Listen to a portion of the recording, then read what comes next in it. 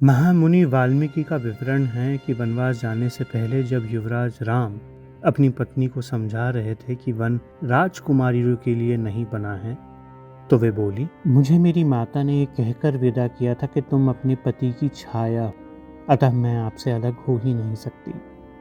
यदि आप मुझे अपने साथ वन नहीं ले जा सकते तो जाने से पहले मेरी चिता को अग्नि देकर जाइए।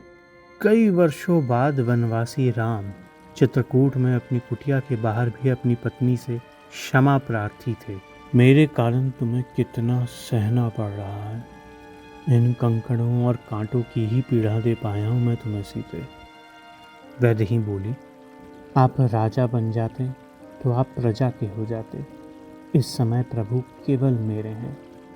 कई ऋतुओं पश्चात रावण वध, सीता रक्षा और वनवास समाप्त कर राजा राम बनकर प्रजा धर्म का पालन करते हुए अपनी पत्नी का त्याग करने के बाद राज दरबार में प्रजा की जय जयकार के ध्वनि से विरक्त राजा राम महल के अपने कक्ष में लौट आते हैं।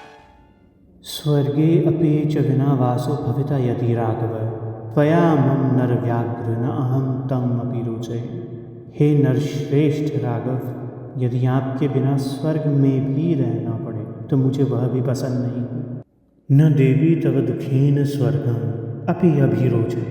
हे देवी, तुम्हें दुखी देखकर मुझे स्वर्ग में भी कोई रुचि नहीं है। यही कहा था युवराज राम ने वर्षों पहले वनवास से पहले सीता से। राजा राम अपने कुश का बिछौना धरती पर बिछाते हुए रोते हैं। तुम भी मुनि वाल्मीकि के आश्रम में ऐसे ही लेटी हो ना सीता।